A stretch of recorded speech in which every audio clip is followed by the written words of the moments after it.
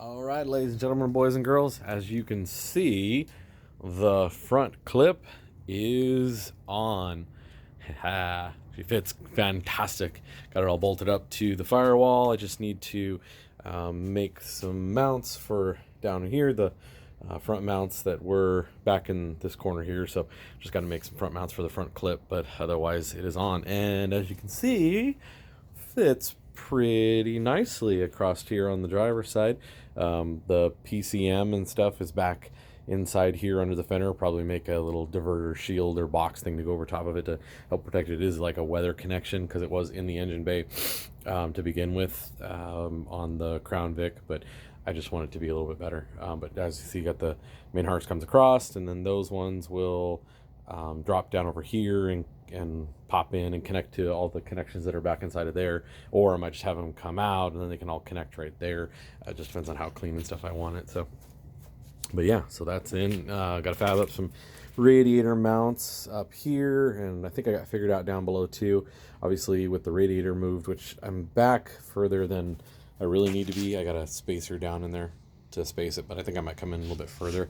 But I'm probably either gonna have to cut that short to come in, or just get a different one that, or just a cut to fit hose or whatever that just goes loops over there or something close enough or whatever. Then we'll figure out the intake. Probably come over here. Looks like battery and everything. Whoa, I know that looks like a mess, but I'll get that all straightened out so that it's sitting all here nice. There's a relay and the fuse box and stuff will probably sit right here, and battery can just sit in its standard location. AC, of course, is all in place and where it needs to be.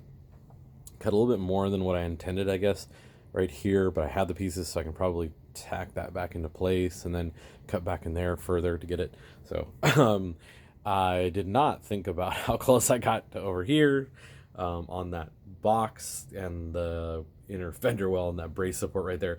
Pretty darn tight. I was able to push on that and get it to sit in where it was supposed to. But yeah, any more of the air box being this way, and we've been in some problems. I would have had to either cut the fender part, which unfortunately that's kind of where that mount is at that's there, or cut into the box and then made something new there. So I probably should have looked at that a little bit more when I was doing the AC stuff, but it worked, so whatever.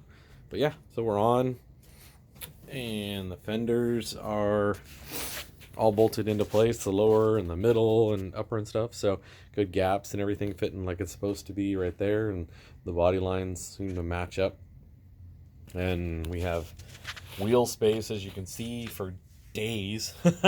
So as Nathan pointed out in his build, and other people have too, you can do, I think you can cut the springs in the front, and then the rears you can do the GT500 or something like that. So I'll look and see depending on how it sets and stuff. I gotta get the bed on still. Obviously that's the next huge hurdle, is cutting that bed and fitting it. I've never done one of these beds. I've done the old ones, the older body style, but I've never done this body style. So yeah, so we'll have to figure that out. But yeah, I was kind of wondering the size for wheels. There's 16s that are on there now. I have a set of 17s that I got off Craigslist, but I don't know. I found some 18s. I mean, you do 20s and probably still have room for days and days onto it. I mean, there's plenty of room in here, unlike the other ones.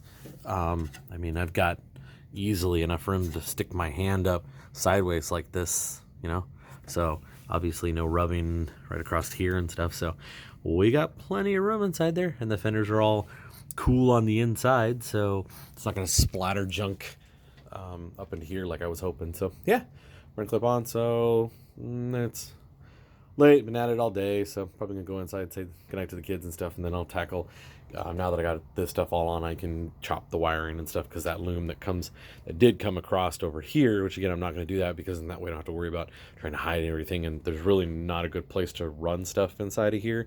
Plus I don't want to, just cleaner. I'll go back here and run it back up inside of that edge and down and across. But this is tons of extra wires across here, so I'll be able to clip them one at a time and shorten them up and tie them back together and stuff, do weather tight connections and everything, so they're all nice. But yeah, so we got that to do, and the radiator, and then some other stuff to button up inside. Really just kind of putting things back together, putting the bezel back in and stuff like that, and then we can take it for a test drive. So hopefully tomorrow, which is Friday, then we'll be able to take it for a quick run around the block, maybe over to the distillery to do some burnouts in the parking lot of the distillery. We'll see.